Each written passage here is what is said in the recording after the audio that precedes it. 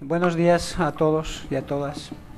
Vamos a comenzar esta conferencia. Tenemos el gusto de presentar al doctor Cyril Roussel, que es investigador del Instituto Francés del Oriente Próximo, que es un instituto financiado por el Centro de la Investigación Científica y por el Ministerio de Asuntos Exteriores. El doctor Roussel trabaja con algunos de nosotros en una red de investigación que se llama Fabricamig, que es Fábrica de las Migraciones, y pues está en un viaje patrocinado también por el CEMCA, por el Centro de Estudios de México y Centroamérica. Entonces, en primer lugar, pues quisiera agradecer la presencia de Cyril. Además de la inscripción anterior que les comenté, es también investigador asociado del GREMO de Lyon, que es un grupo de investigación. Cyril es doctor en geografía. Sus temas de investigación son la migración, la producción urbana, identidad y territorio, fragmentación espacial, análisis socioespacial, desarrollo, frontera. Y este trabajo, estas temáticas, las desarrolla sobre una serie de países del Medio Oriente, como Siria, Líbano, Jordania, Turquía, Irak e Irán. Para que se den una idea, tiene entre sus publicaciones recientes, está una en colaboración con otros colegas, que se titula La frontera turco-siria en la provincia de Alep, la apertura hacia un nuevo espacio de circulación, los drusos de Siria, territorio y movilidad, migraciones y refugiados en el Próximo Oriente y en Sudán, publicado en la Revista Geográfica del Este, la frontera comunitaria entre drusos y sunitas en Siria, en Ecogeo, en fin, y una serie de publicaciones que no voy a detallar, y quien esté interesado pues podemos difundir.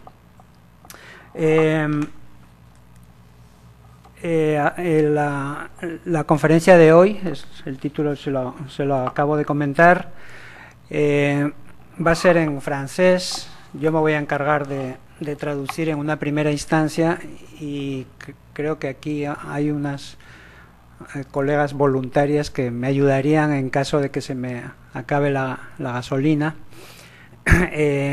como hicimos en la conferencia anterior.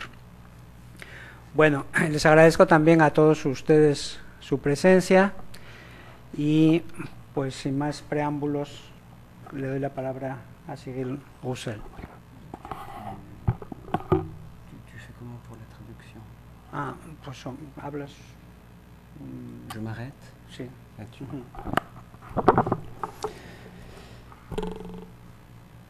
Merci de votre présence. Je vais donc essayer de vous expliquer aujourd'hui comment les frontières dans la région du Moyen-Orient passent par des étapes successives, alternant des périodes d'ouverture et des périodes de fermeture. Lo que va a explicar el día de hoy es de qué manera las fronteras del Medio Oriente pasan por etapas sucesivas de apertura y cierre. Le premier point à retenir, et qui est caractéristique à la région moyen-orientale, c'est que on a une histoire particulièrement riche des frontières dans cette région, liée à la succession de divers pouvoirs et à une instabilité des constructions spatiales. Bueno, lo primero que quiere comentar es que en esta región hay una historia particularmente rica en relación con las fronteras, debida principalmente a la sucesión de diversos poderes en la zona y a una inestabilidad frecuente. Donc ce qu'il faut bien avoir en tête, c'est que les frontières actuellement au Moyen-Orient sont très récentes. Bueno, también hay que tener en cuenta que las fronteras en el Medio Oriente son muy recientes. Le deuxième point, c'est que, compte tenu de ce facteur, des groupes communautaires ont été divisés par la mise en place récente de ces frontières. El segundo punto que hay que tener en cuenta es que hay grupos comunitarios que han sido divididos por el establecimiento de estas fronteras recientes. Ces groupes, dont je vais vous présenter plusieurs cas, sont dans une position d'antériorité vis-à-vis des frontières actuelles et sont pour la plupart organisés sur des territoires qu'ils ont construits de manière communautaire, familiale, au cours des siècles. Bueno, estos grupos están en situación de interioridad con respecto a la frontera y se organizan en comunidades regidas, digamos, por la familia, Famille, tribu, las tribus, communauté. la comunidad, etcétera, ¿no?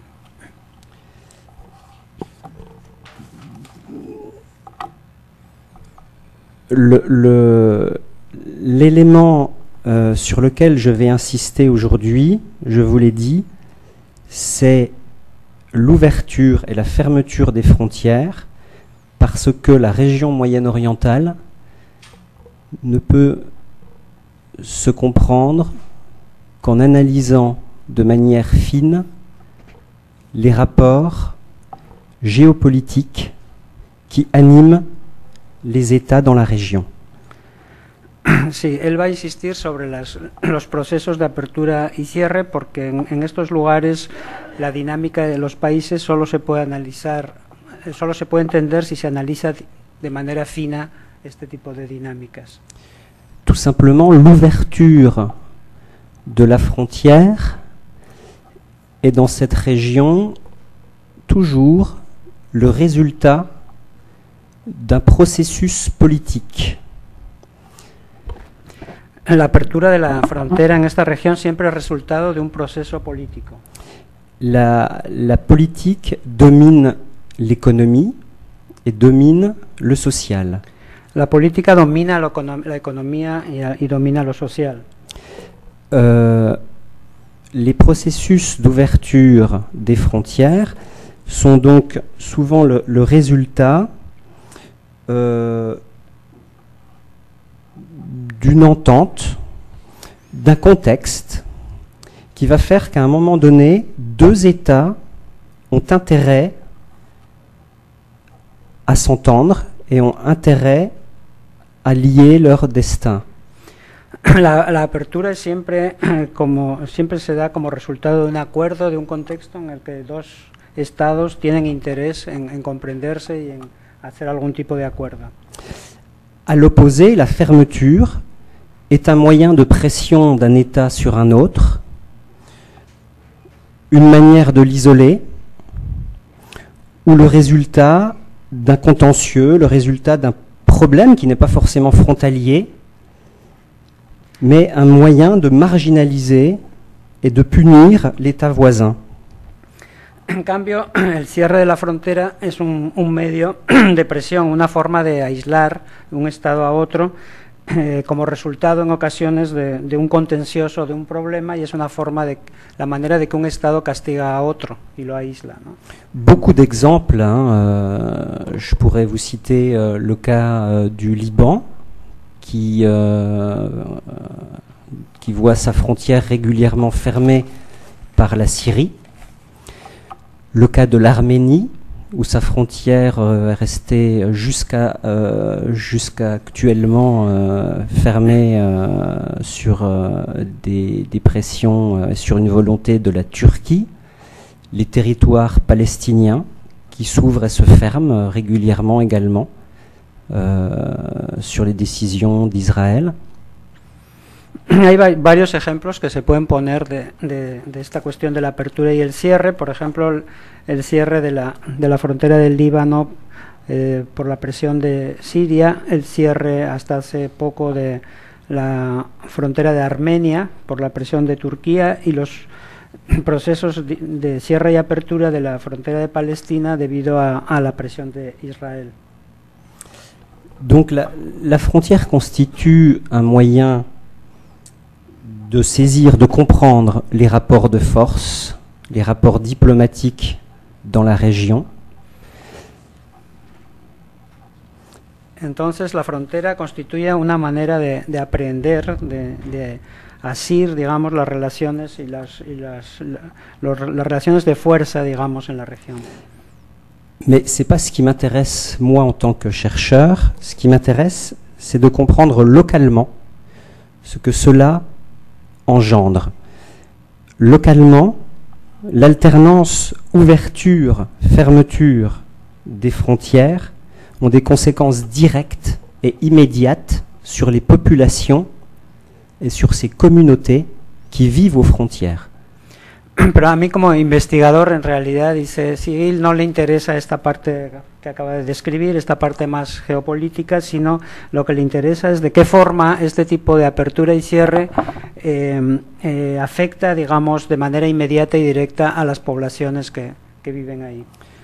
On a donc des reconfigurations aussi bien territoriales qu'économiques et que sociales qui vont se construire sur des périodes parfois relativement courtes avant de se déconnecter totalement sur des périodes qui vont suivre pour après pouvoir se remobiliser quand les frontières se réouvriront. Esto está más difícil. Hay una serie de reconfiguraciones territoriales, económicas y sociales que no tienen, digamos, una continuidad entre los espacios, entre las etapas cortas del cierre y otras etapas posteriores. Hay como una suerte de discontinuidad. Esa sería la idea, ¿no? Oui, en fait, l'idée est d'analyser la manière dont les acteurs frontaliers, que ce soit des familles, des tribus, des communautés, vont s'organiser au moment d'ouverture, durant les moments d'ouverture, comment ces mêmes réseaux vont être mis en sommeil pendant les moments de fermeture et comment ces réseaux vont se réadapter à ces périodes de conflit, à ces périodes de fermeture, souvent pour se délocaliser, et comment, quand la frontière retrouvera une certaine fluidité, ces réseaux vont pouvoir se reconfigurer. Ces réseaux sont dormants, ces réseaux sont en place, parfois utilisés, parfois réadaptés au contexte. Bueno, la idea es, o el objetivo es analizar la manera en que los actores fronterizos se organizan en redes, a veces se deslocalizan, en los momentos de cierre se organizan de una cierta manera y en los momentos de apertura vuelven a reconfigurar esas redes, ¿no? Son las redes latentes, o sea, sí, siempre están ahí. Esas redes pueden estar latentes durante un tiempo y pueden tener reactivarse en ciertos momentos, en ciertas coyunturas. Donc, avant de rentrer dans l'analyse plus concrète de ces dynamiques d'adaptation des acteurs aux périodes d'ouverture et de fermeture, je vais vous présenter les caractéristiques des frontières au Moyen-Orient. antes de analizar esta reconfiguración y esta adaptación de los actores, va a presentar las características de las fronteras en el Medio Oriente.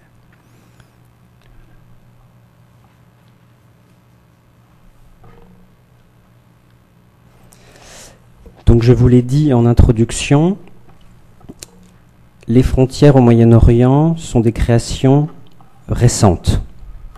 Como ya dijo, las fronteras en el Medio Oriente son creaciones recientes.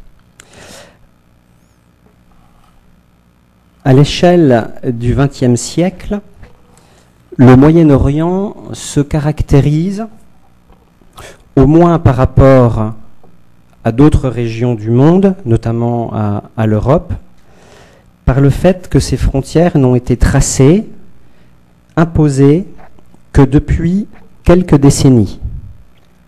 En relación con Europa, lo que caracteriza a las fronteras del Medio Oriente es que estas no han sido impuestas, sino Dolores, ¿o no te imposé? Oui. Sí, que más que en los últimos decenios, ¿no? Et donc ce qu'il faut bien comprendre, c'est que la mise en place de ces frontières a constitué une rupture fondamentale dans l'organisation de l'espace. Y la puesta la constitución de estas fronteras constituye una ruptura en la organización del espacio. Ce n'est pas du tout l'aboutissement d'un processus politique long de construction territoriale, comme on a pu le voir dans d'autres parties du monde. No es la construcción de un proceso territorial como se ha visto en otras partes del mundo. Et le Moyen-Orient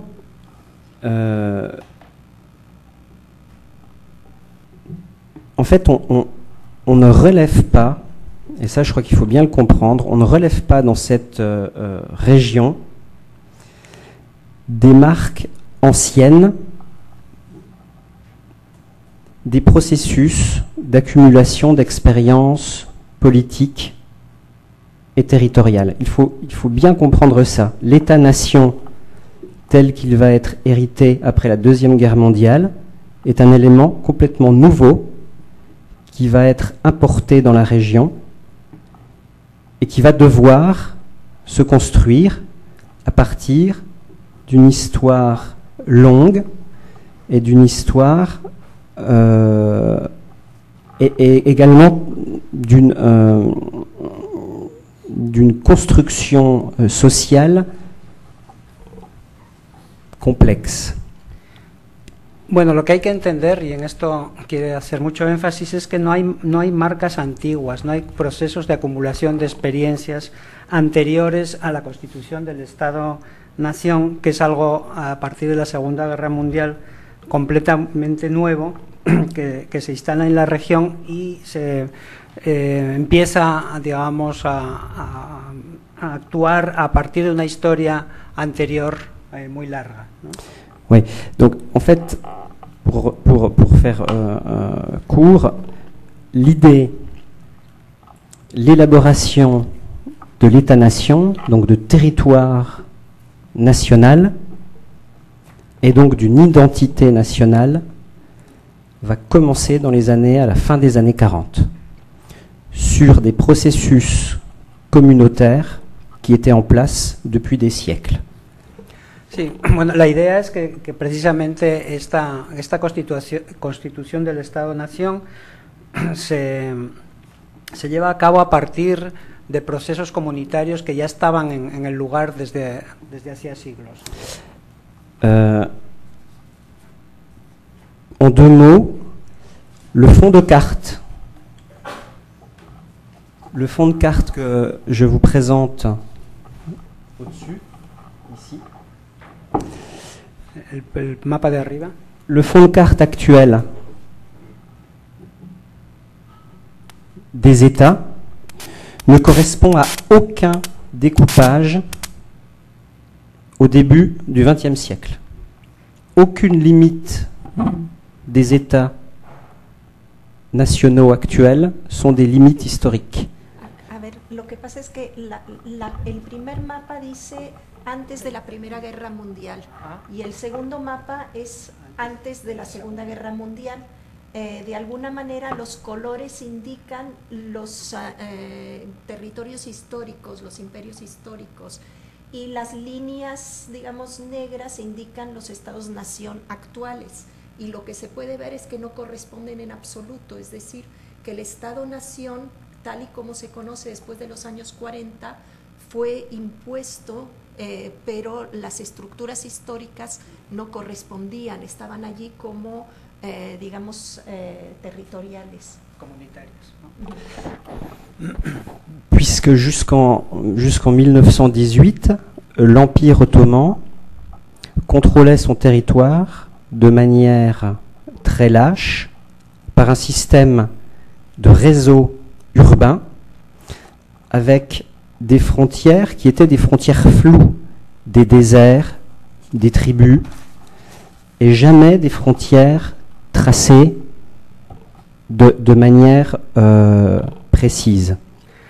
Sí, porque hasta antes de 1918 el Estado otomano controlaba el territorio, pero no mediante fronteras fijas, muy rígidas, sino mediante un sistema de redes bastante flexible, ¿no? Donc, quasiment aucun pays dans la région ne peut se prévaloir de frontières historiques. Il y a deux exceptions, l'Égypte et le Maroc. Pour tous les autres pays, les frontières qui ont été imposées à partir de la Première Guerre mondiale sont des frontières complètement ex nihilo, donc des frontières importées. Con la excepción de Egipto y Marruecos, que sí tenían unas fronteras establecidas, en el resto de los países estas fronteras nuevas son fronteras que surgen, digamos, de la nada, impuestas a partir de la creación de los estados. Voilà, très rapidement, pendant la Première Guerre mondiale, les Français et les Anglais vont s'entendre pour soutenir les nationalistes arabes et en secret vont, durant les accords de Sykes-Picot, se partager le Moyen-Orient. Dice que en la Primera Guerra Mundial, durante la Primera Guerra Mundial, los franceses y los ingleses apoyaron a los movimientos nacionalistas árabes y en secreto en la paz de... se me perdió el nombre. Bueno, hicieron un acuerdo, digamos, para repartirse estos territorios. Voilà, donc cette situation de mise en place des mandats, puisque je ne sais pas si tu pourras le traduire, ce n'est pas une colonisation, c'était des mandats. La mise en place des mandats dans la région, mandat français, mandat anglais, va être le point de départ de la délimitation des États. Et ces frontières vont émerger comme étant les frontières des futurs États après la Deuxième Guerre mondiale.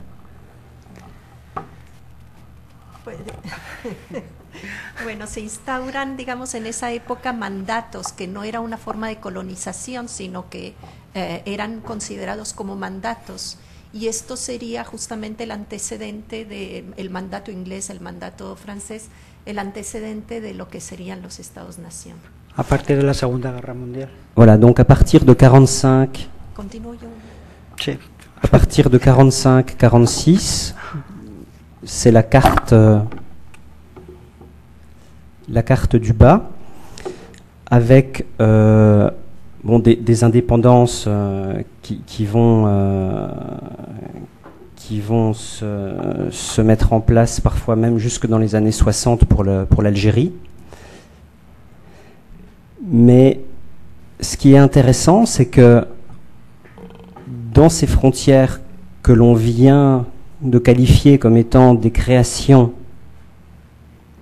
d'États coloniaux, eh bien toutes ces frontières vont garder leur tracé, donc une grande stabilité jusqu'à aujourd'hui. Esto, digamos, todas estas independencias se van dando desde 45 y 46 hasta ya los años 60, por ejemplo, en Argelia, y estos trazados de las fronteras van a continuar hasta la actualidad. Pour la simple et bonne raison que les enjeux géopolitiques mondiaux qui vont se mettre en place à partir de la fin de la Deuxième Guerre mondiale, donc toute l'époque de la guerre froide, jusqu'à aujourd'hui, vont permettre de geler ces frontières. On n'a aucun conflit dans la région qui sont réellement des conflits frontaliers ou de remise en cause de ces frontières. Bueno, estos poderes mundiales justamente que se ponen en juego durante la época de la Guerra Fría van a permitir cierta gestión de las fronteras en la región y las fronteras en esta región no existen, digamos, realmente conflictos fronterizos como en otras regiones. Et donc, à l'opposé, les conflits qui vont naître après la Deuxième Guerre mondiale vont être des conflits qui vont s'appuyer sur les communautés qui ont été divisées par ces frontières. Ces communautés vont être instrumentalisées par des puissances régionales, en tout cas extérieures ou voisines, mais les conflits vont toujours se dérouler à l'intérieur des États-nations. Bueno, los conflictos reales se dan por las comunidades o los pueblos que fueron divididos por las fronteras y son de alguna manera movilizados a través de algunas de las potencias. Pero estos conflictos, más que ser conflictos propiamente fronterizos, son conflictos que se dan al interior de los Estados-nación. Le deuxième point important qui caractérise le phénomène frontalier au Moyen-Orient, je vous l'ai dit en introduction, c'est le fait que des populations entières, des communautés parfois très importantes, de plusieurs millions de personnes, des groupes religieux, des tribus, des familles, vont se retrouver de fait divisés par ces frontières et donc être amenés à construire leur destin dans des États, nations, qui parfois vont se retrouver en conflit. Entonces el problema real, y este es el segundo punto que había manejado en la introducción, son estas comunidades, estos pueblos, estas familias que fueron divididas por las fronteras y que se encontraron repentinamente divididas entre estados que estaban muchas veces en conflicto entre sí.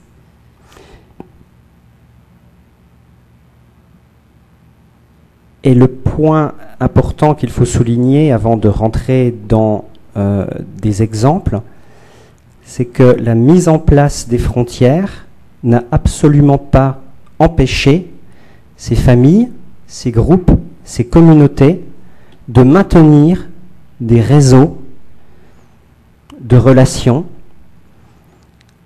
une circulation des populations, mais également des biens et des marchandises, que ce soit légal ou illégal, entre ces États. Y hay que subrayar que esas fronteras no han impedido que se formen redes muy poderosas entre los estados, justamente estas comunidades divididas, y que permiten la circulación de las personas, pero también de mercancías, de bienes, etcétera, de información.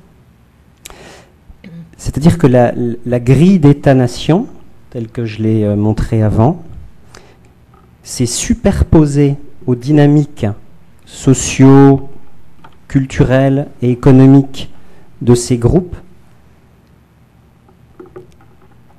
qui se sont réadaptés à ces frontières. Es decir, el diseño de las fronteras que señaló, digamos, en los dos mapas, en el segundo mapa, se superpuso a las comunidades y a las dinámicas de las comunidades que se vieron obligadas a adaptarse a esas nuevas fronteras. Pour vous démontrer cela, je vais prendre deux exemples. Le cas de la communauté druze et le cas des Kurdes. Va a enseñar dos ejemplos, los drusos y los kurdos. La carte que je vous présente s'appelle la répartition des Druzes au Proche-Orient. Aquí se puede ver, perdón, cómo están distribuidos los drusos en el Medio Oriente. Les implantations sont représentées par des petits carrés noirs. Estos son las implantaciones en esos cuadritos, en esos rectángulos. Il s'agit de zones souvent très compactes au niveau confessionnel, composées de plusieurs dizaines, parfois centaines de villages. Son espacios muy compactos desde el punto de vista religioso y están compuestos, digamos, de unas docenas de pueblos, de localidades. Centenas, perdón. Les Druzes sont une communauté d'origine chiite qui s'est séparée de la branche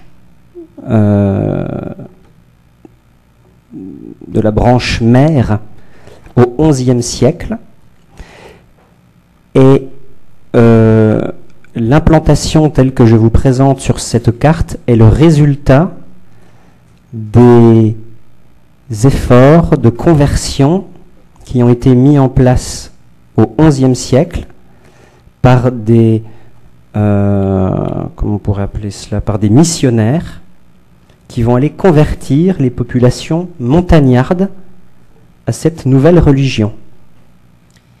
Bueno, los drusos se separaron de los chiitas, tienen su origen en la comunidad chiita, más o menos en el siglo XI, ¿no? Y en ese momento, digamos, hubo misioneros que llegaron a la región y que reorganizaron a la comunidad drusa.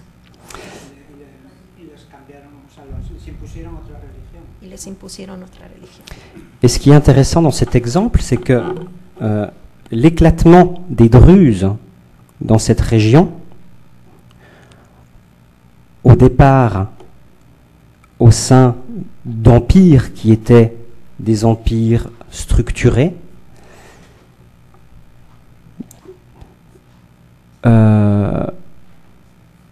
implantations qui remontent au XIe siècle, vont se structurer pendant près de 1000 ans par des réseaux communautaires qui vont relier toutes ces poches les unes entre les autres, sans bien sûr qu'il n'y ait de frontières, puisque entre le XIe siècle et la Première Guerre mondiale, on a eu plutôt la succession d'empires compacts, comme l'Empire ottoman, qui va pendant 4 siècles dominer la région. Donc pendant 4 siècles, les Druzes vont pouvoir circuler au sein d'un empire qui ne contrôle pas très bien ses marges d'ailleurs, sans aucune contrainte. Ils vont pouvoir circuler sans aucune contrainte.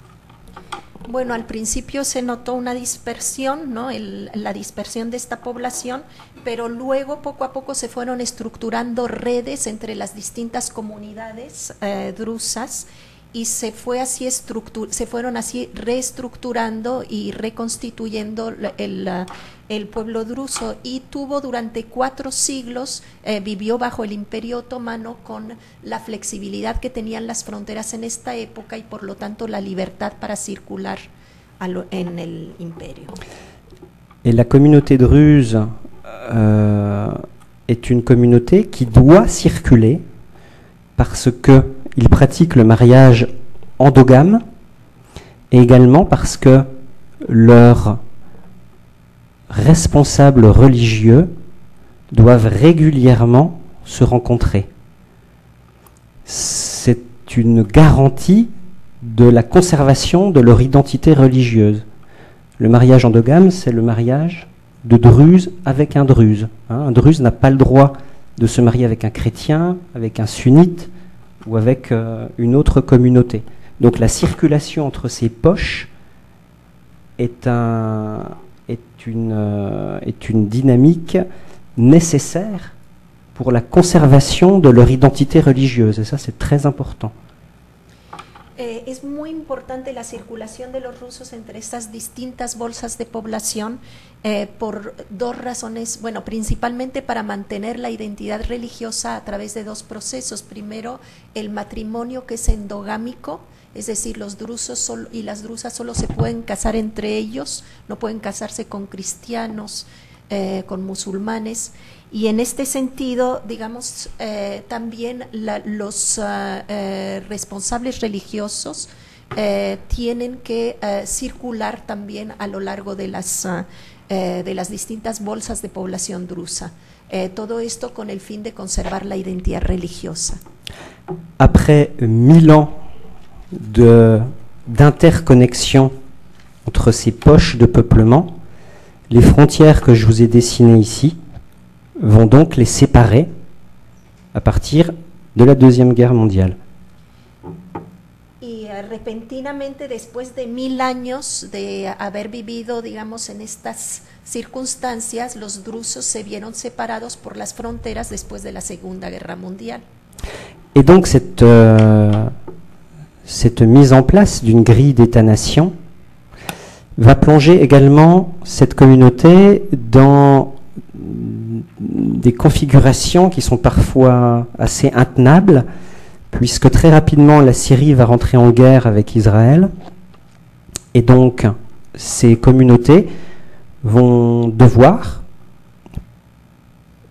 vivre dans des États en conflit, tout en conservant des liens qui sont, comme je vous l'ai dit, des garanties de leur identité. Esto, digamos, se volvió casi insostenible después, muy pronto después de la Segunda Guerra Mundial, por los conflictos que empezaron a estallar entre los estados. Por ejemplo, el conflicto entre Siria e Israel, y a pesar de esos conflictos, los drusos se veían obligados a circular y obligados a mantener redes a través de las fronteras. Donc certaines frontières vont se fermer totalement, comme entre Israël et la Syrie. Esa frontera, por ejemplo, entre Israel y Siria se cierra completamente. Entre le Liban et Israël. La frontera entre Líbano e Israël. Ce qui va donc obliger les Druzes d'Israël à passer en Jordanie pour pouvoir rencontrer leurs homologues des autres pays qui, eux, doivent aussi se rendre en Jordanie pour se rencontrer. Donc, à partir de 1948 et de la création de l'État d'Israël, les Druzes vont utiliser la Jordanie comme un État de rencontre. On ne pourra plus se rencontrer en Syrie ni au Liban. Esto va a obligar a los drusos a utilizar Jordania como un espacio de encuentro, es decir, ya no se pueden encontrar ni en Siria ni en Líbano. Donc voilà un exemple d'adaptation et de reconfiguration des réseaux de cette communauté. Deuxième exemple, là c'est une petite carte qui vous montre la répartition communautaire des Druzes. C'est à peu près 1 million de personnes, hein, c'est une petite communauté. Hein. Los drusos son más o menos 1 millón de personas. Esto es como una imagen que señala las comunidades drusas.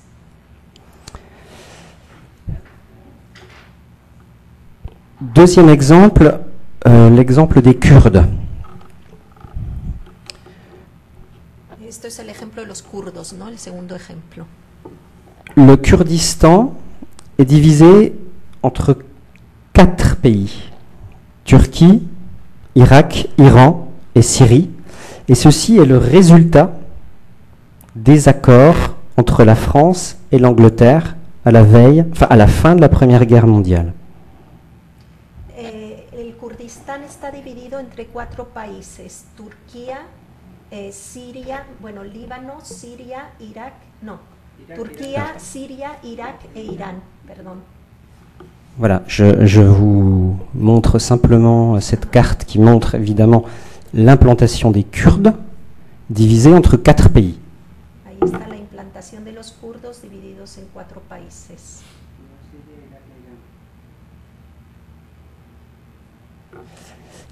Ce processus naît donc à la fin de la Première Guerre mondiale, et c'est cette carte qui vous le montre. La France et l'Angleterre vont se partager le Moyen-Orient. En bleu, le mandat français. En rouge, le mandat britannique. Al final de la Primera Guerra Mundial, Francia e Inglaterra se reparten el Oriente Medio. En azul pueden ver lo que fue el mandato francés y en colores café rojos el mandato inglés británico. Donc ça, c'est une carte qui était décidée entre les 2 diplomates Sykes et Picot en 1917. C'est la carte telle qu'elle apparaît sur le papier, mais dans les faits, en 1920, cette partie qu'on appelle la région de Mossoul. Esto, digamos, fue decidido entre Sykes y Picot. Ellos se repartieron el mapa y diseñaron el mapa, pero de hecho desde 1920 esta parte que él está señalando, que está ahí, Mossoul. Cette région de Mossoul qui aurait dû, d'après les accords de Sykes-Picot, être intégrée à la Syrie, va être cédée à la Grande-Bretagne qui va l'intégrer dans l'Irak. Esa parte debía haber sido parte de Siria, de acuerdo con el mapa, pero de hecho fue cedida a Gran Bretaña, que a su vez se la pasó a Irak. C'est cette zone-là. Es esa zona. Et c'est une zone 90% kurde. Y más del 90% es kurdo ahí, en esa zona de Mosul. Cette région de Mossoul a été cédée à la Grande-Bretagne contre 25% du capital de la Turkish Petroleum Company. C'est-à-dire que c'est un simple marchandage qui va faire que le destin d'une partie des Kurdes vont basculer et vont se retrouver en Irak.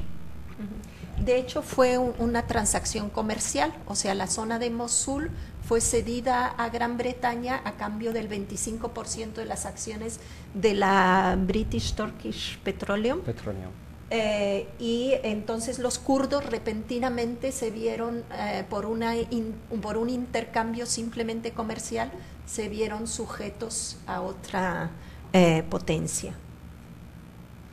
La zone contrôlée par la France, esa es la zona controlada por Francia. Ici, va en 1923 être attribuée à la Turquie, et il fut décidé que la limite entre la Turquie et la Syrie allait être la voie de chemin de fer Istanbul-Bagdad. De hecho, esa parte se fue cedida a Turquía y decidieron que la límite entre Turquía y Siria sería el ferrocarril entre Bagdad y Istanbul. Istanbul. Voilà, c'est une photo. Alors on ne voit pas la voie ferrée, mais toutes je crois qu'il y a à peu près 700 km de frontières entre la Turquie et la Syrie, et ces 700 km sont le long de la voie ferrée.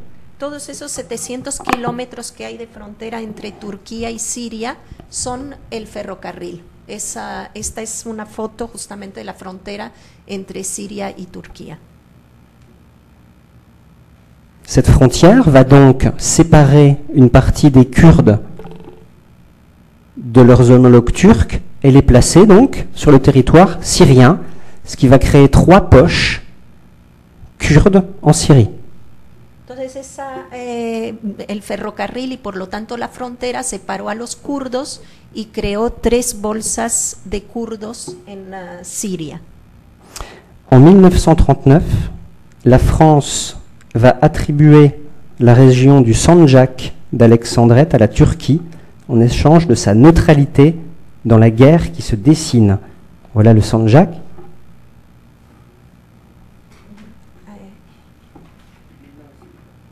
Sí, ¿cómo dice? Sandjak d'Alexandrette. Attends, je te montre simplement quelque chose. C'est cette région-là. Ajá. O sea, esta zona fue atribuida por Francia a la Turquía en 1939. Cette carte vous montre la répartition ethnique dans la région du Sandjak d'Alexandrette et vous montre comment la frontière coupe les communautés les unes les autres. Esto es una repartición justamente de los grupos étnicos en la región de Saint-Jacques de Alexandrette, y se ve cómo las fronteras nacionales cruzan y dividen a los pueblos kurdos, no, y otros y armenios. Des populations turques vont se retrouver en Syrie, des populations arméniennes vont être séparées, des populations kurdes également vont se retrouver des 2 côtés. Hay poblaciones turcas en Siria y poblaciones kurdas a los 2 lados. En general, digamos, todas las poblaciones se vieron divididas. J'ai le temps encore de présenter un exemple. Je pense que je vais donc pas avoir le temps de vous présenter les 2 exemples que je voulais vous présenter, mais j'en prendrai qu'un seul. C'est l'exemple de la frontière entre la Turquie et la Syrie. C'est pour vous montrer comment cette dynamique entre ouverture et fermeture peut générer des reconfigurations pour les populations des frontières. Va a dar un solo ejemplo que es, y va a dar 2 ejemplos, pero no le va a dar tiempo. Es el ejemplo de la frontera entre Turquía y Siria para enseñar hasta qué punto las dinámicas de cierre y apertura pueden reconfigurar justamente las redes de los pueblos que se ven separados. La frontière entre la Turquie et la Syrie est particulièrement emblématique des enjeux géopolitiques qui vont traverser la frontière et qui vont traverser la région. Es una frontera emblemática, esta frontera de Turquía y Siria, de los juegos y los poderes geopolíticos que se reparten en la región.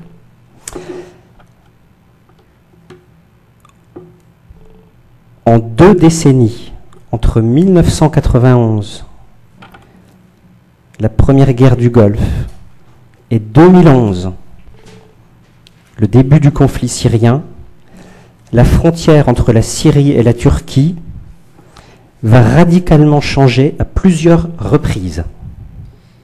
En 2 decenios, entre 1991, que es la primera guerra del Golfo, y 2011, que es el inicio del conflicto de Siria, esta frontera va a cambiar en muchas ocasiones.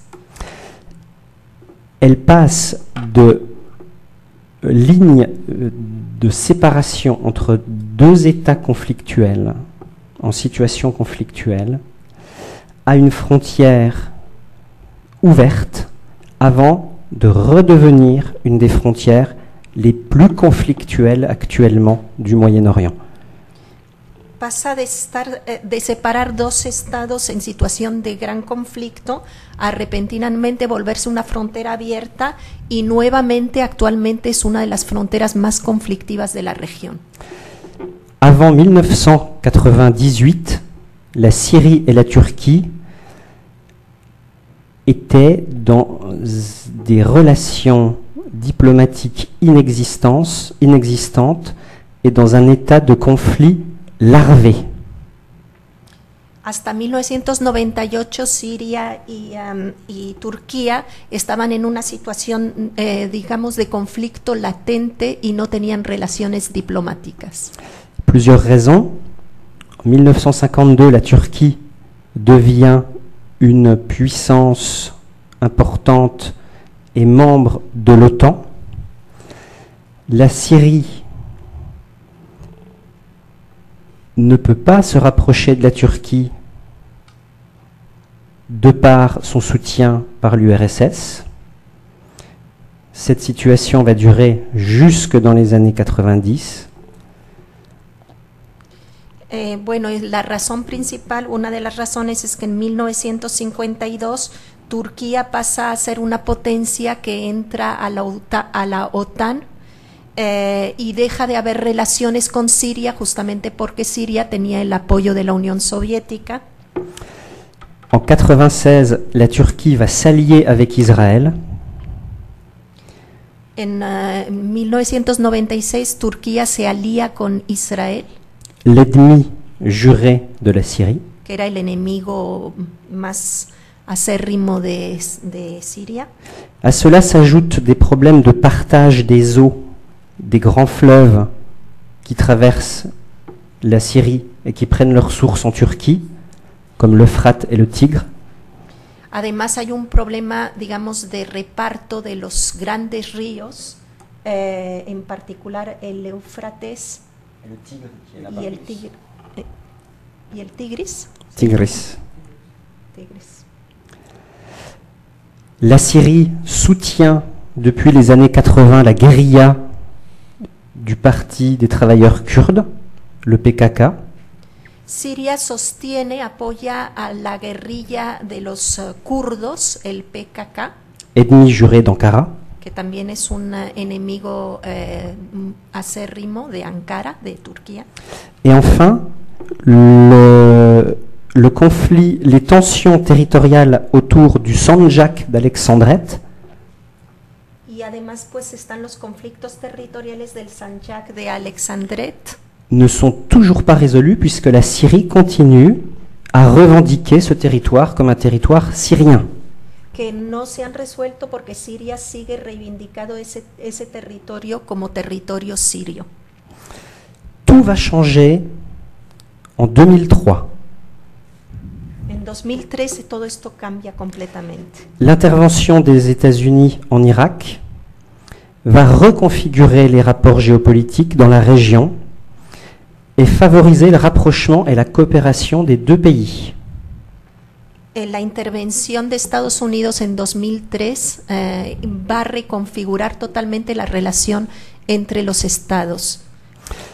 2005 est également une date importante puisque la Syrie est obligée de quitter le Liban au printemps 2005 suite à l'assassinat du Premier ministre Rafik Hariri. En 2005 esta es otra fecha muy importante porque Siria se ve obligada a dejar Líbano a raíz del asesinato del primer ministro Rafik Hariri. Et donc, les deux pays vont tenter de sortir de leur isolement en se rapprochant les uns des autres. La normalisation des relations entre les deux pays va surtout devenir forte à partir du moment où la Turquie va prendre position contre Israël durant l'opération militaire à Gaza, fin 2008. Bueno, justamente todo esto da lugar a que estos dos países, Turquía y Siria, salgan de su aislamiento y empiecen a tener relaciones mucho más abiertas, cordiales, sobre todo a raíz de que Turquía toma posición en contra de Israel cuando Israel interviene en la Franja de Gaza en 2008. la perte de l'ouverture commerciale de la Syrie avec le Liban va être en partie compensée par la normalisation des relations avec la Turquie. Entonces la pérdida de la relación comercial que tenía Siria con Líbano se ve compensada por la relación que van a empezar a tener mucho más abierta entre Siria y Turquía. Concrètement, la frontière, qui était une frontière militaire de conflit avant 98, va entre 2005 et 2009 devenir une frontière totalement ouverte.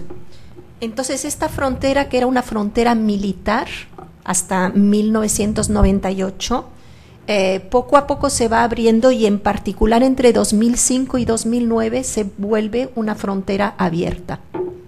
La Syrie et la Turquie vont signer des accords commerciaux en 2007.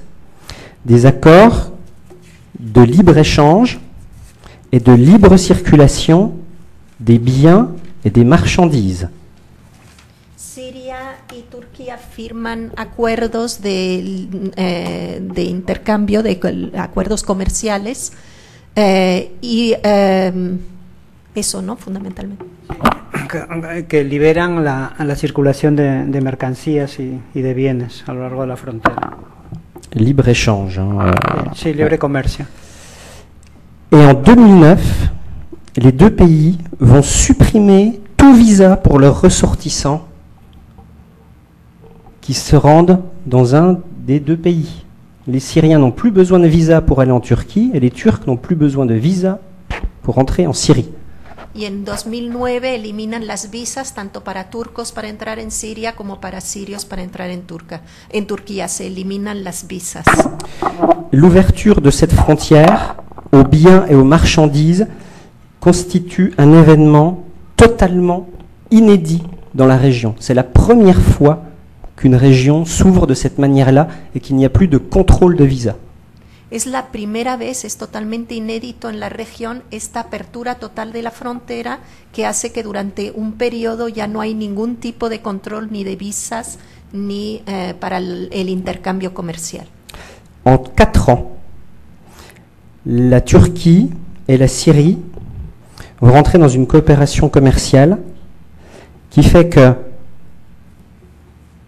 en 2004, la Syrie se place au 9e rang des partenaires commerciaux de la Turquie dans le monde arabe. En 2008, 4 ans plus tard, elle devient le principal partenaire commercial de la Turquie. O sea, en 2004 Siria ocupaba el 9º lugar entre las contrapartes comerciales de Turquía y en 2008 se vuelve el principal socio comercial. Cette dynamique qui a commencé donc en 98, 2003, 2005 avec plusieurs étapes va complètement tomber en désuétude, va complètement s'arrêter l'année dernière lorsque la Turquie et la Syrie vont rompre leurs relations suite au conflit syrien. Entonces este es un proceso de apertura que se da en varias etapas de 1998 a 2003, después con la intervención de Estados Unidos de 2004, 2003, 2004 y finalmente 2008. Y repentinamente en 2011 se cierra totalmente la frontera y entran en un conflicto grave Siria y Turquía a raíz del conflicto en Siria. La carte que je vous présente ici vous montre la zone d'interdépendance qui s'était en quelques années mise en place entre les deux pays. Zone d'interdépendance commerciale, des commerçants, des entrepreneurs. Esta es toda la zona, la que está marcada en rojo, toda la zona de interdependencia comercial de la región que se puso justamente en marcha a partir de 1998 y que alcanza su culminación en 2008. Des entrepreneurs, des hommes d'affaires muchísima circulación de empresarios. turcs venaient s'installer à Alep, les commerçants syriens allaient chercher leurs produits en Turquie pour les vendre en Syrie, et cette dynamique se faisait également entre Alep et la région d'Alexandrette. Por ejemplo, Alep, Par ¿no? ces deux frontières-là. En Alep llegaban muchos comerciantes de Turquía a instalarse, igual había muchos comerciantes sirios que se iban hacia esa región que nos ha platicado antes de Alexandret. Une nouvelle autoroute a commencé à être construite entre Gaziantep et Alep, et il y avait un projet de train à grande vitesse. Hubo un proyecto de tren de alta velocidad y también una autopista que se construyó entre Gaziantep en Turquía y Alep en Siria. Les pratiques touristiques des Syriens, pour la première fois, allaient bouder la côte syrienne et allaient passer leurs vacances sur la côte turque, où les services et les hôtels sont de meilleur marché qu'en Syrie. Entonces, muchos sirios también empezaron a hacer turismo en zonas, por ejemplo, de Alexandret o en esas costas, ¿no? Que son mucho más baratas que los servicios turísticos en Siria. C'est toute cette construction-là qui va s'écrouler en l'espace de quelques jours en 2011. Y en unos días, en 2011, el año pasado apenas, todo eso se derrumba. La frontière nord de la Syrie est devenue actuellement la frontière la plus conflictuelle dans le pays et une des plus conflictuelles au Moyen-Orient. Y esta frontera, la frontera norte de Siria, se vuelve una de las más conflictivas en el Oriente Medio. Les chefs des rebelles syriens ont été hébergés jusqu'en septembre de cette année en Turquie, dans cette région-là. Los jefes de los rebeldes sirios son alojados justamente en Turquía, en esa región. Des combats entre l'armée syrienne et l'armée rebelle se sont déroulés sur la frontière et les militaires turcs ont été pris pour cible. Los combates entre los rebeldes los rebeldes sirios y el gobierno se han dado justamente en la región de la frontera y esto ha afectado también a militares turcos. Et enfin, la Turquie menace régulièrement le régime de Damas d'entrer en Syrie pour établir une zone de sécurité à la frontière nord du pays afin de protéger les populations civiles et permettre aux rebelles d'organiser leur action. Y Turquía ha amenazado varias veces con establecer una zona una zona en el norte de Siria. Oui. Ajá. Il menace de créer une zone de sécurité, Una zona de seguridad, comme c'était fait en ¿no? Libye. como se hizo en Libia, justamente para que se puedan reorganizar los rebeldes sirios y también supuestamente para proteger a la población civil. En retour, Damas a repris son soutien à la guérilla du PKK. Y en contraparte, el gobierno sirio ha vuelto a dar su apoyo a la guerrilla en Turquía del PKK, afin de disposer d'un moyen de pression sur Ankara pour les empêcher d'entrer en Syrie.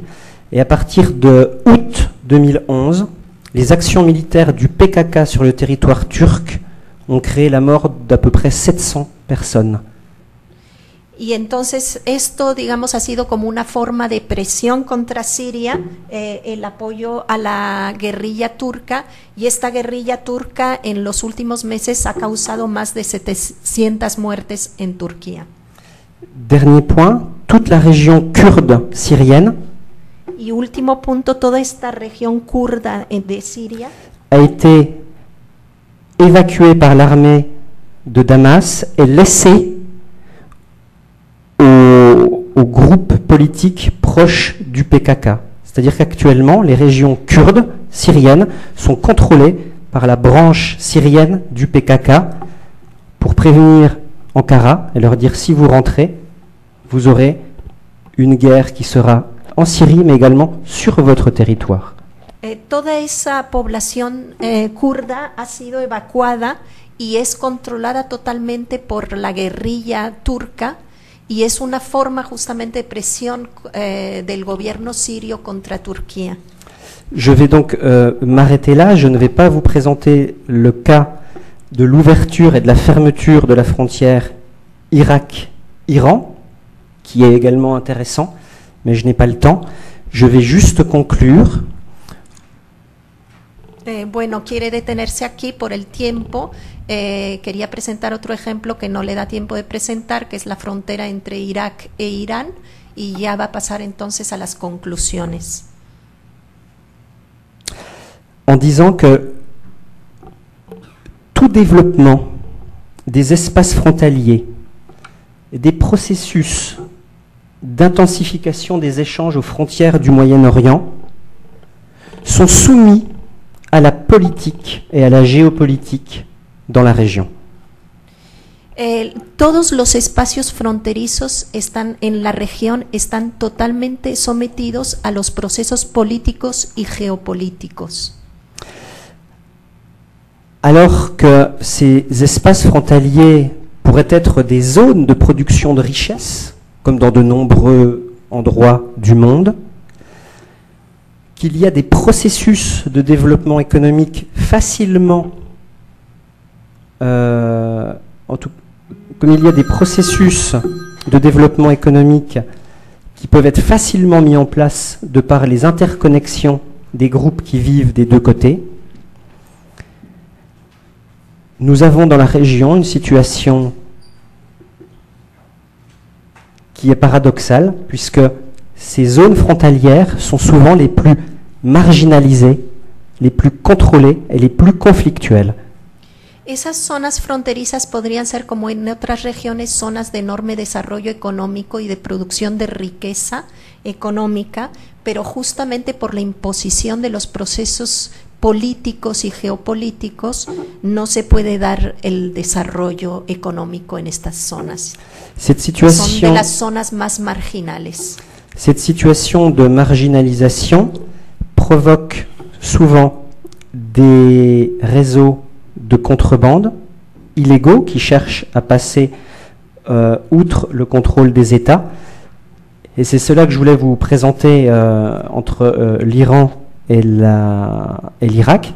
Et ça va me permettre de vous montrer les photos que je vous avais préparées. Todos estos procesos de marginalización a lo que dan lugar es al contrabando, ¿no? Entre las fronteras, y era un poco lo que nos quería contar de la frontera de Irak e Irán, pero bueno, no nos lo va a contar, pero nos enseña las fotos.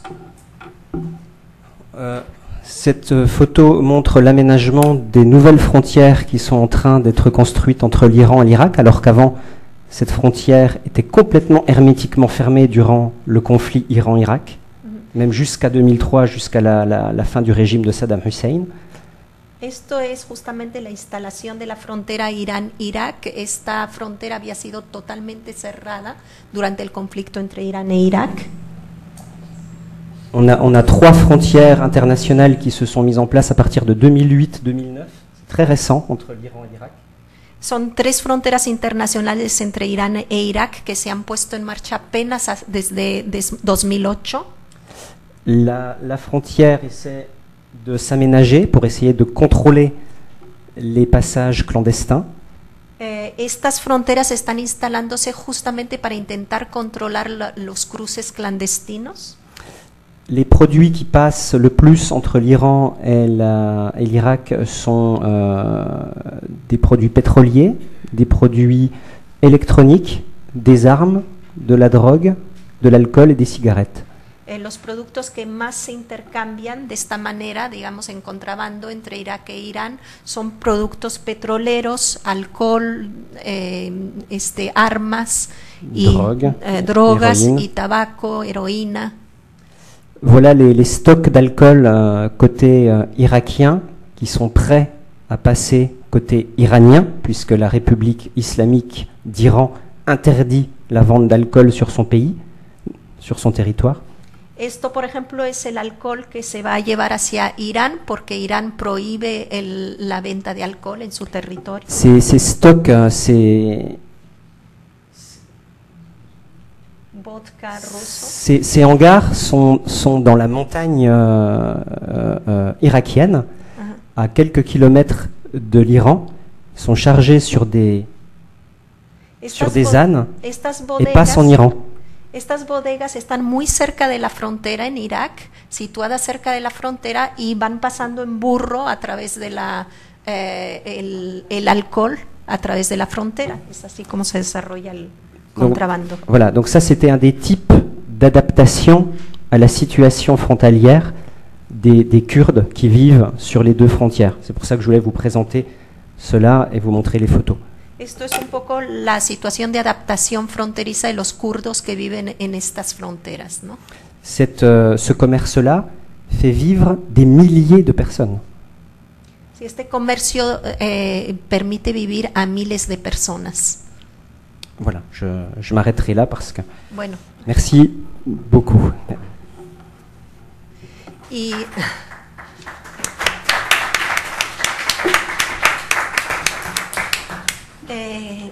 ¿comprendes español si hacen las preguntas en español? O, no, il faut que tu me traduises. Okay. Anglais, arabe, kurde. Bueno, pueden hacer las preguntas en inglés, árabe, kurdo o francés. Sí. Sí, adelante. No, digo, te ayudo si... Me ayudas con la traducción, vale. Estás cansada. Pues primero muchas gracias por la visión que tienes sobre estos procesos fronterizos en el Medio Oriente.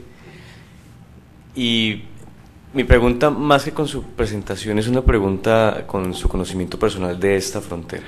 O sea, si pudiera ser o si pudiera tener algún indicio o de análisis comparativo de esos procesos que son múltiples fronterizos, podríamos decirles, en el Medio Oriente, con respecto a este territorio donde el proceso casi que es bifronterizo, ¿no? O sea, tenemos Estados Unidos con respecto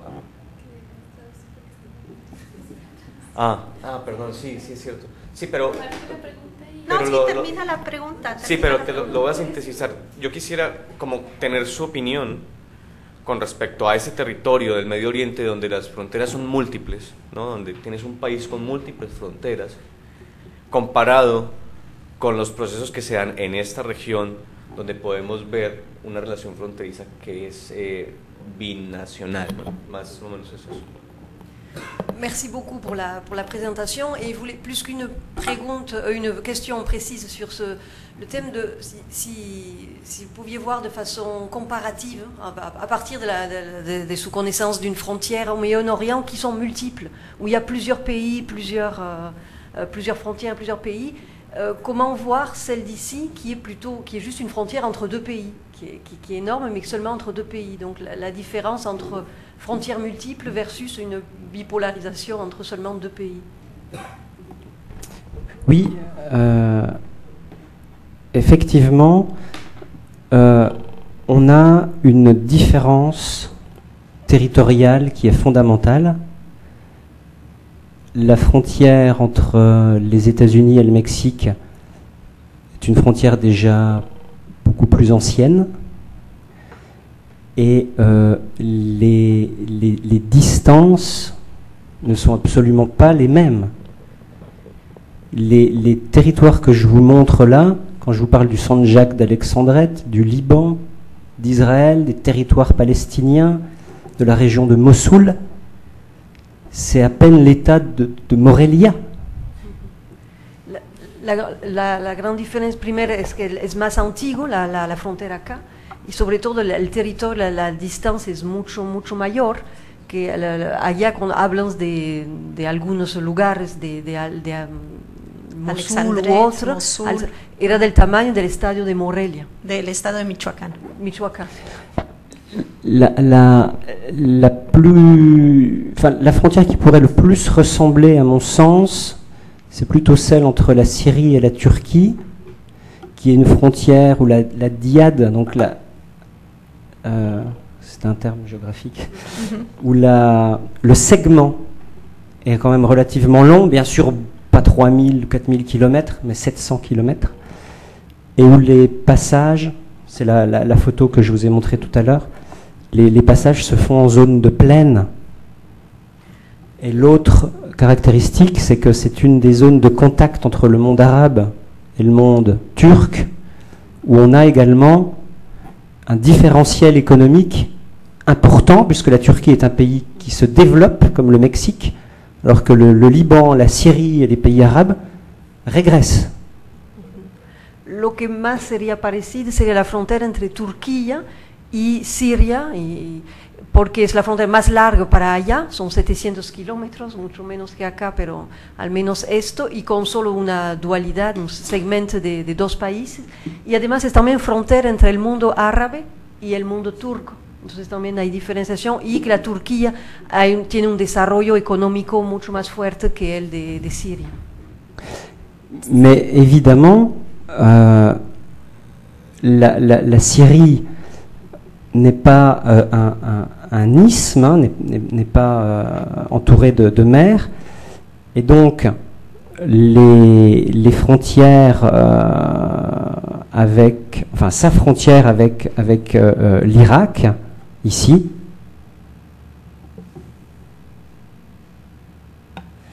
oblige là à penser la frontière de manière différente, puisque on passe à chaque fois d'une frontière contrôlée par une entité différente entre le nord et le sud. Ça et ça. En réalité, on a l'impression, quand on ne connaît pas, que c'est la frontière irakienne, mais en réalité, il y a deux frontières. Il y a la frontière avec la région autonome kurde, et la frontière avec le reste de l'Irak, qui est arabe. On n'a pas cela en Amérique, sur le continent américain. On a des États qui sont dans des processus de construction beaucoup plus longs, alors qu'au Moyen-Orient, actuellement, les territoires sont en recomposition. La otra frontera contra Irak, que sería grande de Siria, es diferente porque una parte es con el gobierno de Irak, pero la otra con las regiones autónomas la voilà la région autonome kurde. La région autonome de Kurdes, que también c'est ce qui est au nord de la ligne rouge. Otra frontera. Entonces, aunque sea el mismo país, ahí hay dos fronteras diferentes. Entonces, en América no hay esos fenómenos porque los Estados-nations sont más antiguos, sont más... Par exemple, c'est le cas de la frontière que je voulais vous présenter entre l'Iran et l'Irak. Entre l'Iran et l'Irak, on n'a pas une frontière contrôlée d'un côté par une entité politique et de l'autre par une entité politique. On a une entité côté iranienne et on a trois entités, voire quatre entités côté irakien. Por ejemplo, en la frontera Irán-Irak no es una frontera con dos entidades, uno de cada lado, sino uno del lado de Irán, pero tres o hasta cuatro del lado iraquí. Quatre parce qu'on a le gouvernement de Bagdad, el gobierno de Bagdad, qui contrôle de là jusqu'au Chott el-Arab, dans le sud, jusqu'à la mer. Hasta el sur, hasta el mar. On a la zone bleue, la zone azul, qui est ce qu'on appelle les territoires en discussion. C'est des territoires qui sont revendiqués par le gouvernement régional kurde, mais revendiqués aussi par Bagdad. Un territorio en discusión porque están reivindicados tanto por el gobierno iraquí como por la entidad autónoma de Kurdistan. Où dans cette zone, on a un mélange entre les militaires peshmerga kurdes et l'armée arabe de Bagdad qui se partagent les checkpoints, et où la gestion est d'une complexité qu'on essaie d'étudier là depuis un an, mais je ne vais pas rentrer dans ces détails parce que voilà, c'est pas du tout l'objet.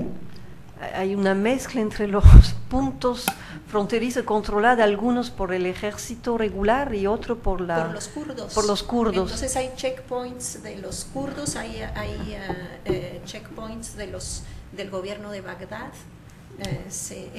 O sea, no hay un control territorial por parte de un solo Estado del lado de Irak, sino que hay muchas entidades políticas. Ce qui fait que, par exemple, les Syriens actuellement qui se réfugient en Irak utilisent cette zone O sea, los sirios que en la actualidad se están refugiándose en Irak usan esa zona pour passer dans la région, pour passer en Irak et dans la région kurde. Parce que c'est une zone qui n'est ni contrôlée par les uns, ni contrôlée par les autres. C'est un flou total.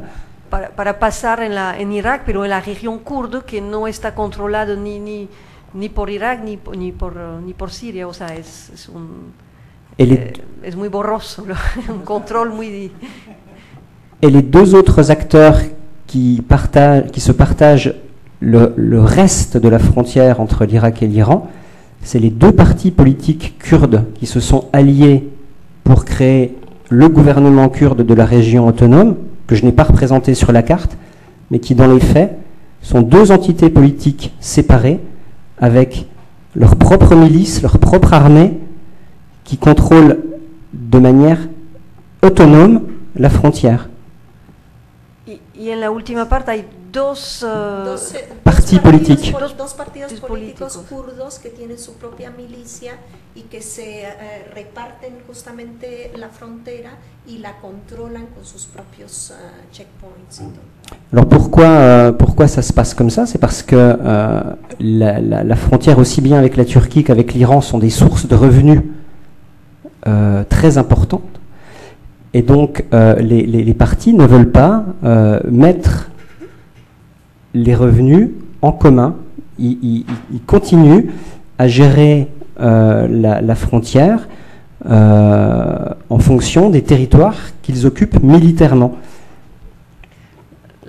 Esas fronteras son fuentes de ingresos, de muchos ingresos, entonces los partidos no les quieren poner en común y por eso se quedan cada uno con la partecita que están controlando. Les deux parties, si je dessine une ligne de leur contrôle territorial, elles passent ici. Aquí sería la línea de control territorial de los dos partidos. Ici, on a le parti de Barzani, qui s'appelle le PDK. Ahí el PDK, partido de Barzani.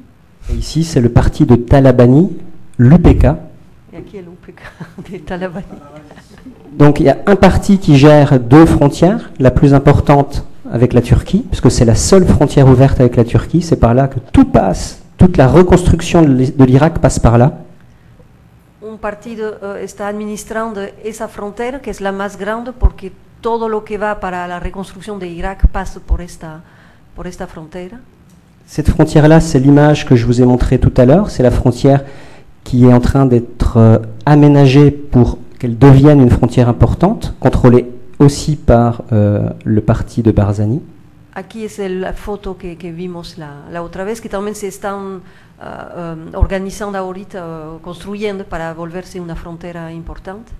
Et le parti de Talabani contrôle les deux autres frontières avec l'Iran. Y las dos otras fronteras con Irán están ahí, controladas por un partido.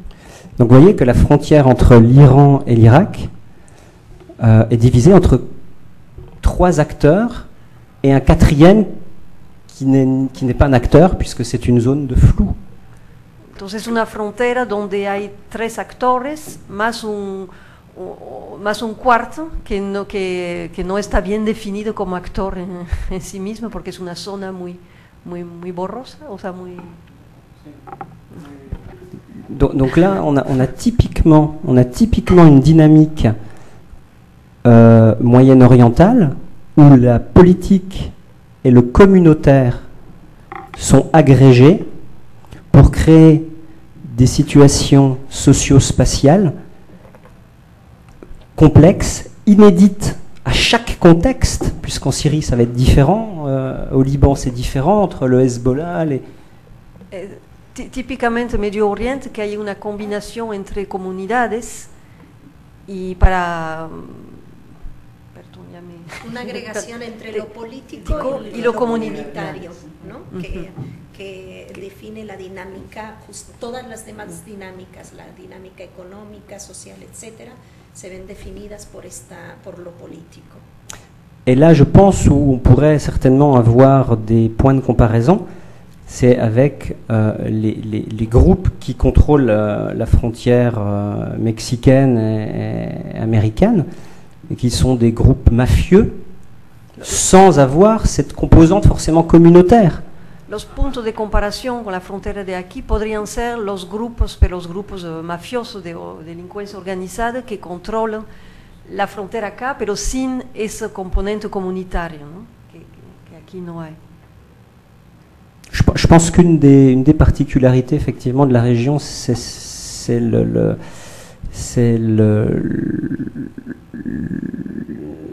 l'infinie diversité des populations qui composent ces territoires, qui sont, je vous l'ai dit, issus d'une histoire millénaire où les populations ont bougé, on a eu des persécutions, on a eu des schismes entre des grandes religions. Ne serait-ce que chez les chrétiens, on a 14 églises chrétiennes différentes, on a une dizaine de groupes musulmans différents. Ça, c'est simplement religieux. Ensuite, quand on prend l'entrée ethnique, on a des groupes linguistiques également. Donc, tous ces événements historiques et communautaires vont se combiner pour justement créer une complexité territoriale qui finalement engendre une fragmentation très forte de l'espace sur des petits confettis de territoire, j'ai envie de dire. Una fragmentación general del espacio sobre muy pequeños territorios, muy pequeños, y debido a esa combinación entre tipo de comunidad religiosa o étnica que se han transformado, mezclado durante muchos años y que son miles, decenas. Dentro de la comunidad católica hay diferentes, la comunidad cristiana hay diferentes partes, etc. Todo esa 14 Sí, 14 iglesias cristianas, 15, decenas de 14, religiones, muchísimas etnias, muchos grupos lingüísticos. Lenguas. Esa enorme diversidad es lo que diferencia esas fronteras de la frontera que tenemos, pero también su juventud, que son fronteras mucho más recientes y por lo tanto muy poco controladas. Et donc, tant que les États centralisés, donc issus des découpages coloniaux, issus de la Deuxième Guerre mondiale, tant que ces pouvoirs-là restaient forts, type Syrie, type Irak, etc. Mientras los estados centralizados que nacieron después de la Segunda Guerra Mundial se mantenían fuertes, tal como Siria, por ejemplo. Les frontières étaient des enjeux puisque les États essayaient réellement de contrôler et d'empêcher les échanges, notamment parce qu'ils étaient méfiants des activistes politiques. C'était vraiment pour cela que les frontières des pays étaient complètement fermées.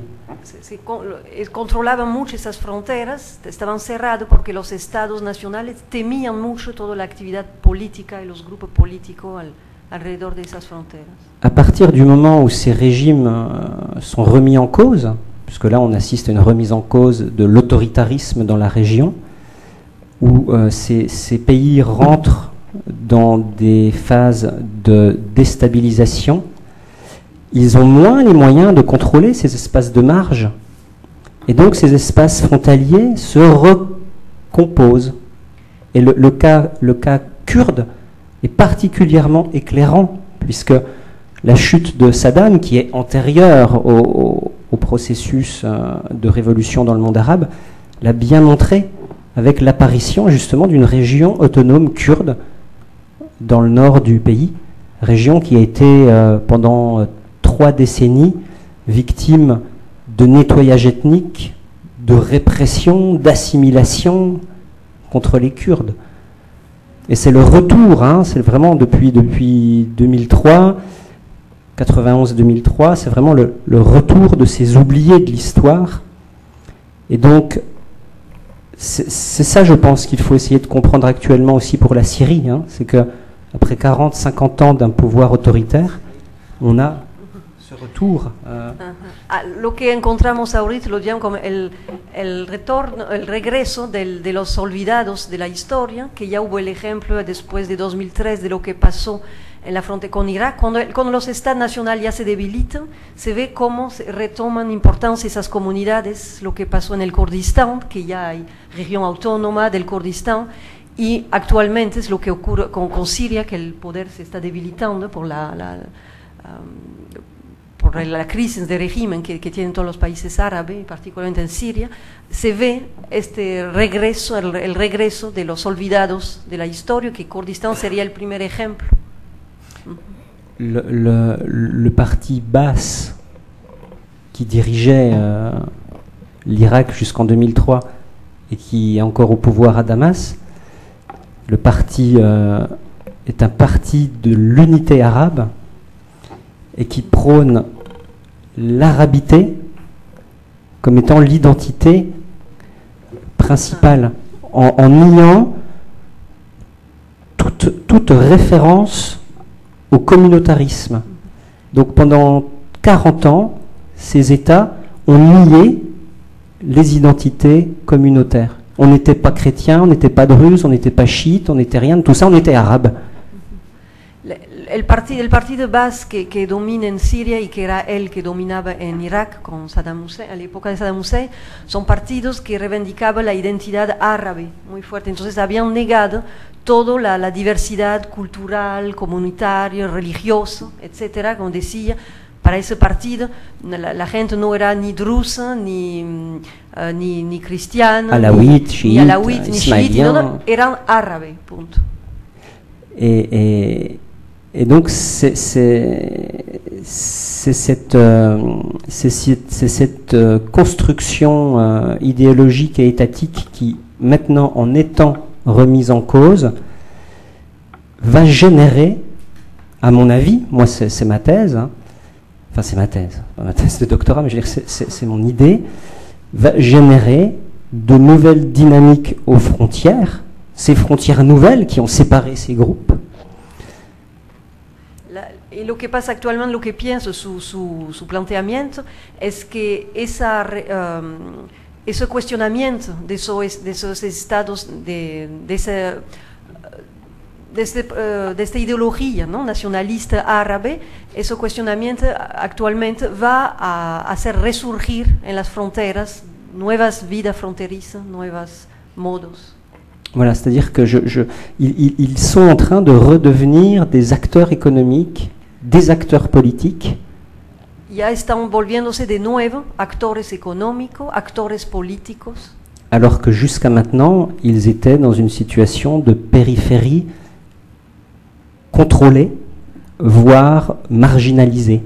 Cuando antes estaban en una situación de periferia controlado y así marginalizado. Avec des frontières presque hermétiquement fermées, en tout cas dans des situations très difficiles, puisque je rappelle simplement qu'en Syrie, un quart des Kurdes syriens étaient apatrides, n'avaient pas de passeport.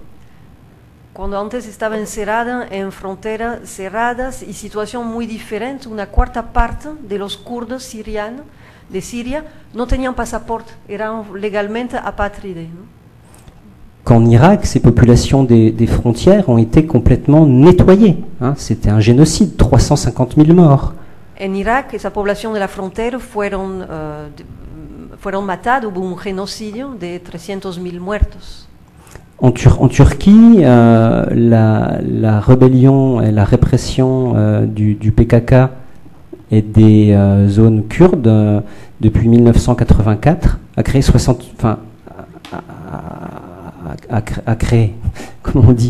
a provoqué à peu près 60 000 victimes en Turquie. On en parle très peu. C'est plus que le conflit syrien, bien sûr sur un temps plus long. Y en Turquía, sobre las últimas décadas, todo el conflicto kurdo provocó 60.000 víctimas. Hein, la Turquie, pays de l'OTAN, on parle très peu de cela. Hein. L'Iran, c'est moins meurtrier, mais c'est une répression beaucoup plus politique, avec des emprisonnements. Donc à partir du moment où l'État central lâche ses marges et ses frontières, moi ce qui m'intéresse en tant que géographe du social, c'est justement analyser cela, ces reconfigurations aux frontières. Cuando los estados frontera dejan esas márgenes, lo que le interesa como científico, geógrafo social, de estudiar esas reconfiguraciones en esas fronteras, en esas márgenes. Donc là, je suis resté effectivement un petit peu dans la stratosphère géopolitique, mais ce que je fais dans mes différents terrains, dans toutes ces frontières dont je vous ai parlé, c'est justement essayer de comprendre finement comment ces réseaux se mettent en place, comment des réseaux qui ont été notamment bridés, empêchés de fonctionner pendant ces périodes de dictature, ont pu se remettre en place, ont pu se reconnecter. Todo su trabajo de campo es para ver de manera muy precisa, muy fina, cómo las redes que habían sido, que no podían funcionar en los tiempos de dictaduras, ahorita cómo empiezan a funcionar de nuevo. Entonces tiene un trabajo de campo ahí muy concreto, y Ouais. más allá de la presentación muy geopolítica que hizo hoy. Et on voit bien à l'échelle micro, à l'échelle fine, que les réseaux passent toujours par les mêmes espaces. Ce sont des passages connus. Les activistes du PKK vont utiliser des villages qui leur sont favorables, hein, où ils ont des fidèles, et ils vont passer par là. Les autres partis kurdes d'Irak vont passer ailleurs. Les commerçants vont passer ailleurs. Hein. Chacun a sa connaissance fine et a ses réseaux, village par village, famille par famille. Y al nivel micro son cada vez son los mismos lugares donde un partido, un grupo, un tipo de redes funciona pasando por los mismos pueblos, conociendo las mismas familias, los mismos pueblos, ahí en todas las diferentes partes. Et donc en réalité, ces frontières sont des frontières poreuses, mais pas partout. On a vraiment, moi j'utilise un peu cette expression de capillarité, ça rentre à des endroits très précis parce que les réseaux sont des réseaux d'interconnexion très fins, basés sur du familial ou du politique. Hay frontera porosa, pero no en todas partes. Entonces úsalo de capilaridad, ¿sí?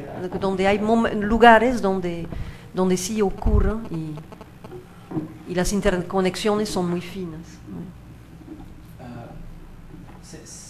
C'est une région, là pour la région kurde, c'est une région complètement montagneuse. Hein. Está en una región de montañas, la région kurde.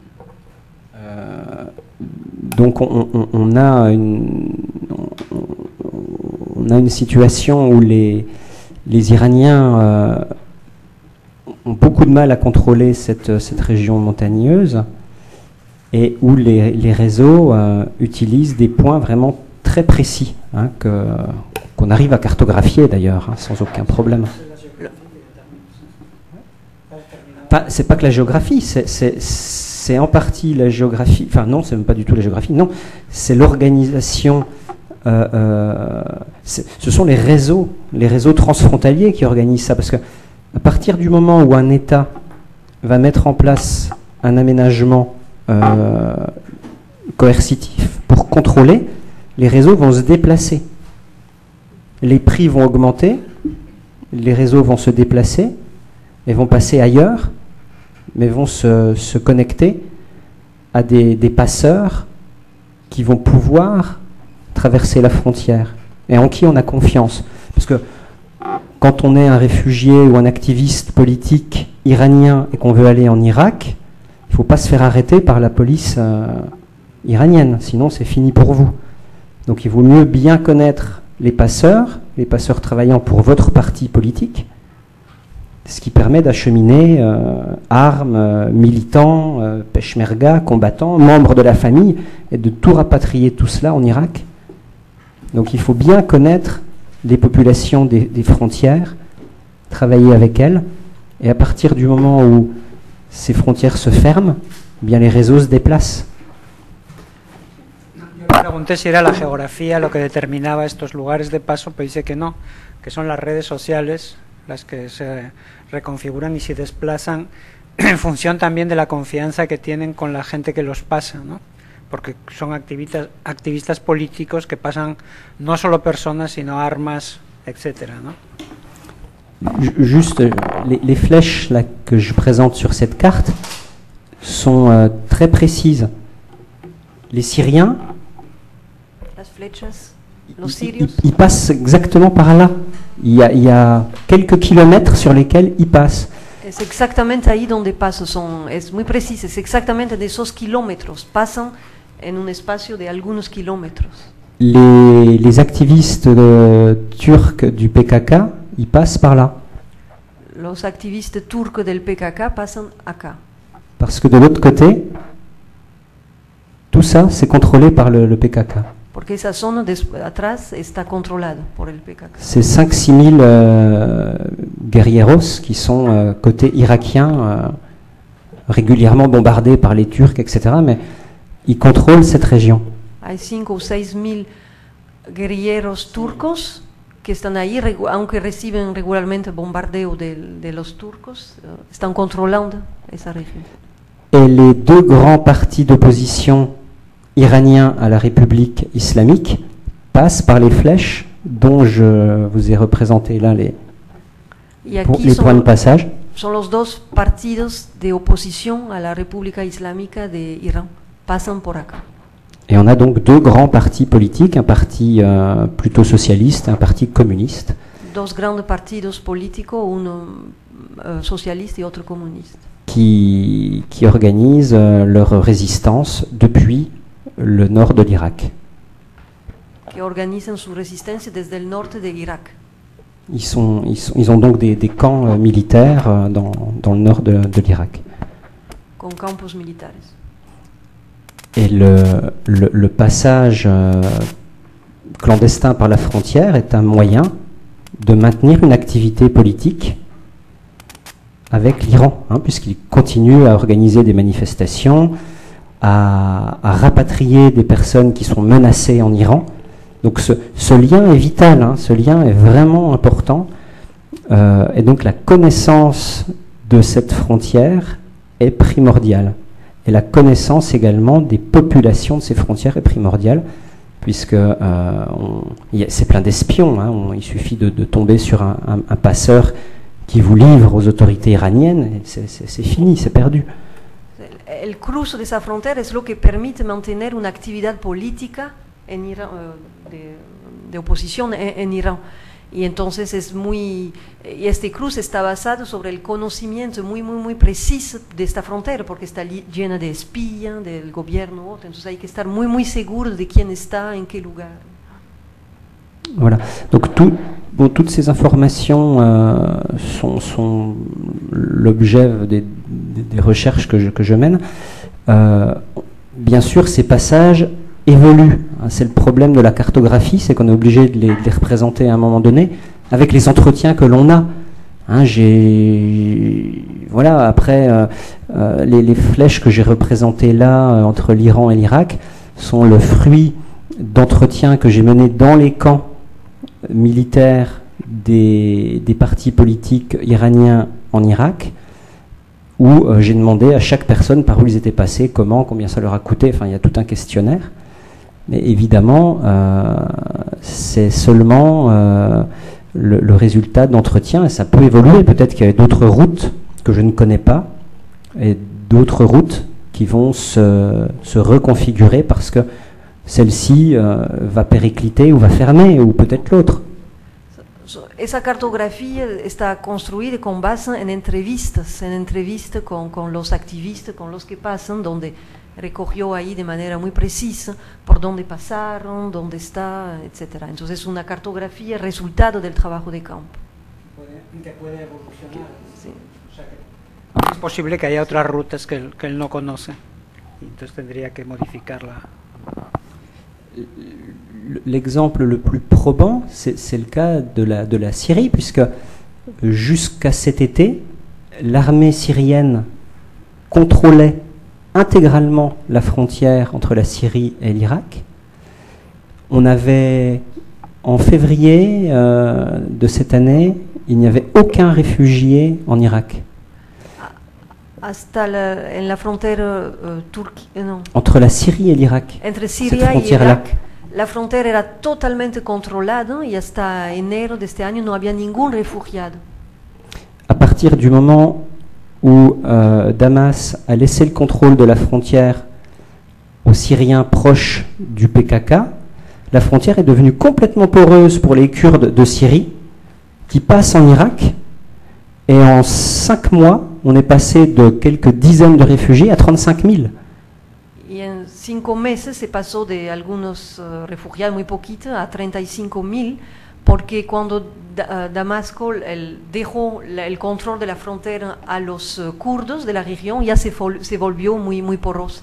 Voilà, ils ont retiré leurs troupes et ils ont laissé le contrôle au PYD, donc le parti kurde syrien proche du PKK turc. El ejército regular se retiró de la frontera, dejándolo al partido kurdo siriano de Siria.